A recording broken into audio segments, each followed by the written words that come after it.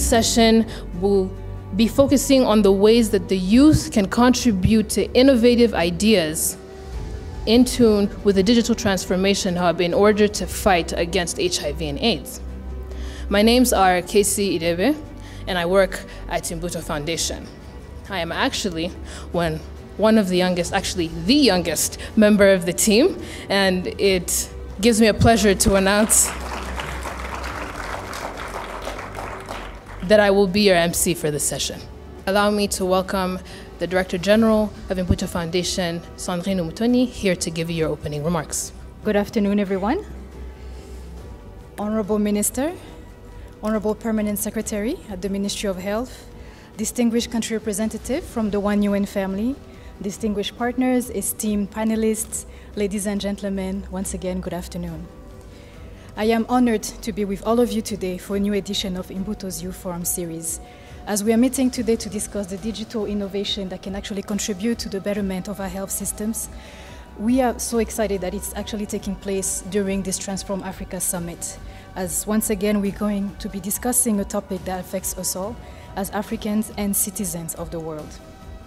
Today, as we engage in a conversation on the theme, the new lens, know, treat and suppress, our hope is that the young minds that are gathered here are able to help bring forward ideas that will strengthen our efforts in our journey towards eradicating HIV and AIDS by 2030. Distinguished guests, AIDS is the leading cause of death among young people in Africa.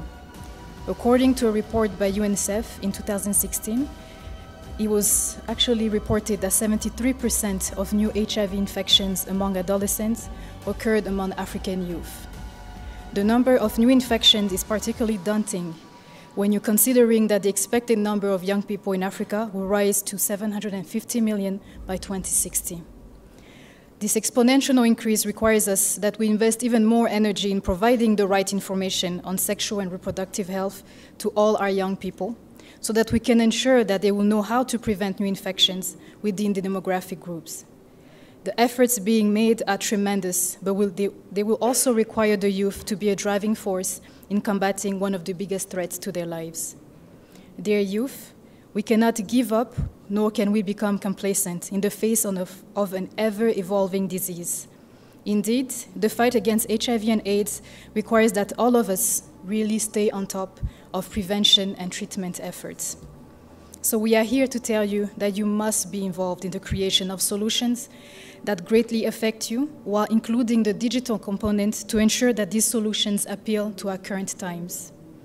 So allow me to briefly share with you some of the interventions we've had here at the Imbuto Foundation in line with the promotion of a healthy population. In 2017, Imbuto Foundation, in collaboration with UNFPA and UKAID, launched the Innovation Accelerator, or iAccelerator, which is a program that is done in different countries of Africa. So this program was launched in Rwanda last year in an effort to urge young people to find solution to the stigma that is still built around sexual and reproductive health.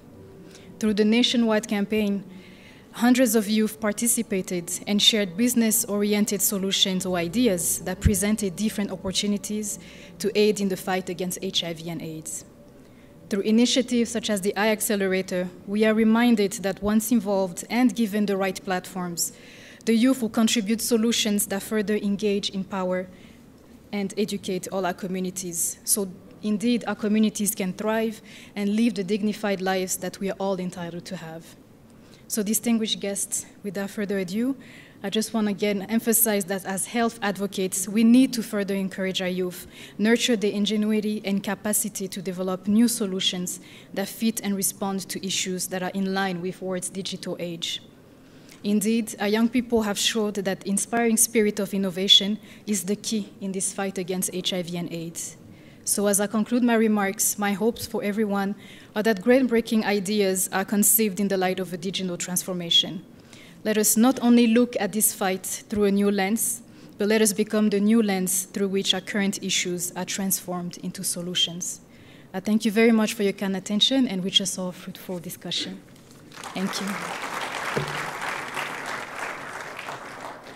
It is my pleasure to call on the UNFPA representative to come here and give us their remarks. Thank you. Honorable Minister of Health, Permanent Secretary, Ministry of Health, DG, Imbuto Foundation, DGRBC, distinguished leaders, development partners from government, private sector, NGO community, the One UN family, and most importantly, the youth leaders that are here today. Good afternoon. On behalf of the One UN Rwanda family, and it's a pleasure for UNFPA to join this exciting youth forum, one of the cool events, I'm told. And Transform Africa is about connecting, it's about innovating, about transforming. And as we just watched in this inspiring video, the youth series is about the importance of investing in young people, investing in their creativity, in their talent, in their innovation, to lead the transformational change that we strive to see across the continent. And never before have there been so many young people. With more than 60% of Africa's population below the age of 24, accelerating Africa's single digital market will not be possible if we do not prioritize investment in human capital development.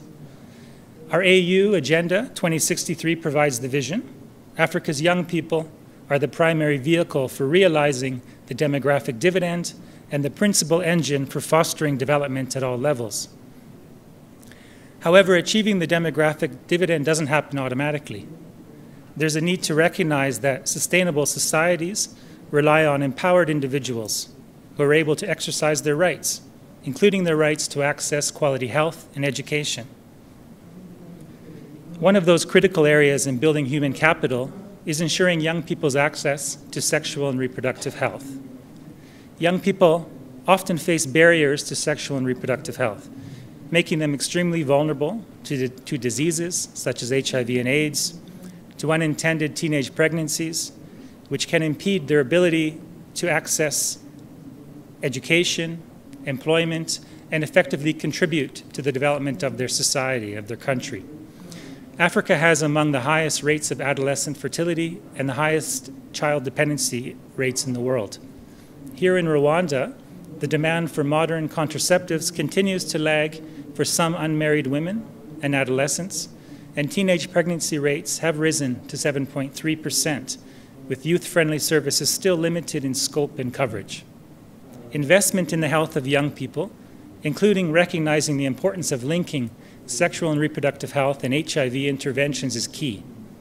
Positive prevention strategies, with shared responsibility of preventing HIV by both HIV positive and HIV negative people, are a successful example of how we can ensure that vulnerable populations have a voice in protecting their own health. This week, we're celebrating advancements in ICT across Africa. So how can we use these incredible technological advancements to solve challenges in bringing health and in bringing education to everybody in society? How can we use these as building blocks?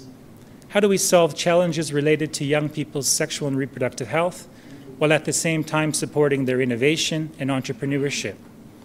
One effort has been iAccelerator, and UNFPA has been proud to partner with the Imbuto Foundation, with the support of the UK government and DFID, to have led Innovation Accelerator, an initiative to explore new creative ways for young people to solve pressing population issues, and at the same time promoting their social entrepreneurship. As you've seen from the video, iAccelerator is a mentorship-driven program supporting young entrepreneurs with seed money, training, and skills development to generate innovative solutions in response to the challenges that they are facing around sexual and reproductive health.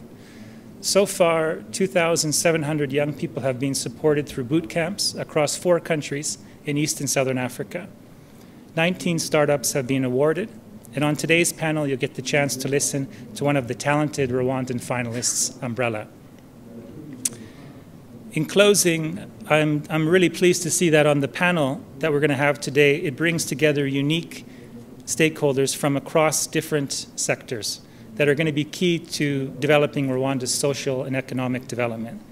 Fostering synergies between government, private sector, NGOs, and youth-led organizations remains key to unlocking solutions that are developed for young people and by young people. Using technological platforms and innovations, as those we're about to hear today, can serve as building blocks to provide new tools to share valuable life-saving information and reach the most vulnerable that can be left behind. The returns on our investments in young people are enormous. With all the creative solutions we've already seen, we know there are many more on the horizon, and we don't have to look far. Let us work together to support our young people to drive the social and economic transformative change that we want, by encouraging them, by empowering them, and by using platforms like Transform Africa to unite them. Thank you, Imbuto Foundation, for organizing and making this conversation possible, and we look forward to a valuable discussion. Thank you. In closing, I would like to welcome the Permanent Secretary from the Ministry of Health, who, by the way, have been supportive of this initiative and whose partnership Imbuto Foundation truly appreciates. P.S. Welcome. I learned the first things that youth are doing a lot. First, they know more. They are doing a lot that actually sometimes in the ministry we don't know. No one could doubt that youth have a multifaceted relationship with technology. I think that's a fact. Technology provides powerful means through which spread information, educate and support youth. The same tools may also link youth to services, which is something that I think was important to raise on what Kasha presented. I think Deja Janine alluded to it, that not only youth needs to have quick and time-limited services, but as well we need to ensure the continuum of care. The youth who takes on oral quick tests, if I give that as an example, how easy they are linked to the services if their tests reveal they are HIV positives. I think we need as well technology that will help to link them to the services. However, there has something as well that I think we didn't touch during our discussions. Technology may also facilitate youth exposure to behavioral issues. I think we can cite some, like non-disclosure of HIV status to partners met online. Is that true? Is that feasible? Right? Number two, social. We can see stigma, prejudice, barring among youth. Again, we have all to remember that content shared among youth on social networking sites and the perceptions of peers' behavior may also affect offline sexual risk, intention, and behaviors. So those are as well things that we have all to be aware of. Not only technology provides solutions, but as well technology can be as well work negative on the other side. So we need as well to come up with a better understanding and correctly teach our youth on how technology should be used for their welfare and trigger their behavior to be positive behaviors. Now, the other thing that I reflected on when I was sitting there really following up the discussions, and that was one of the key questions that DG Imbuto sent to me, how policymakers and development partners should address specific needs of young people. I really want to confess that I don't think we are doing it in the right way, the policymakers. I reflected on a few policies that we recently put in place and strategic plans like the adolescent sexual reproductive health. I looked at the list of people who were consulted. You know, the youngest was 48 or so. And you wonder if that policy really is going to come up with the content that really reflects what youth needs. I think, fortunately, there are still drafts. And we're going to work together with all the partners and make sure that we get youth to provide their inputs to make sure that the policies and the strategies we're putting at their disposal are really helpful and tailored to their needs. So at the ministry, we consider youth as a center for policy making, and not beneficiaries. And we're going to improve on that. We look at youth as channel for implementation, not as a targeted group, which has been something that we were kind of doing, really, youth being target, not being implementers or actually policymakers. So that's something that as well we need to change at the ministerial level and at partners level. Youth as ones to tell us how the policies are working, not as assuming that just youth are not complying. Policies are great, but youth are not with us. So I think those are things that, while I was reflecting on this after discussions, that I think at the partners and the ministry level we should as well change. So having youth really being part of us. So I will not take much of your time. Casey has already alluded to other many things that are going to follow. I just want to convey that the Ministry of Health, we are committed to work with you all, especially the youth. We thank Imbuto Foundation, which is spearheading much efforts towards involvement of the youth into policy making, but as well youth as the key implementers. We have commended different efforts and different initiatives that the youth has presented this afternoon. Such things like To Be Guided in a TV show, apps like Tantin, Umbrella, the Kasha solutions, and the others that could not be presented this afternoon. The ministry is pretty committed that together we can roll them out. We can as well input them and actually facilitate and support their implementation. We have recently started to have youth leaders, but as well youth groups and youth entrepreneurs to become our partners in the Ministry of Health.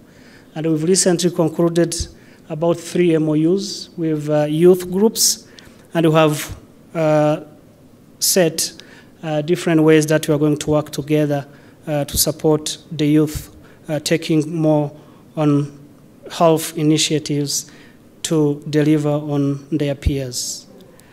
We again want to thank all the community that is working towards availing devices for monitoring and as well supporting the ARV uptake among youth, which Dr. Sabe alluded to, because the adherence of youth to antiretroviral treatment is still something to improve. So we really welcome entrepreneurs in terms of digital health who can come up with a solution which can help the young ones to be more adherent to treatment.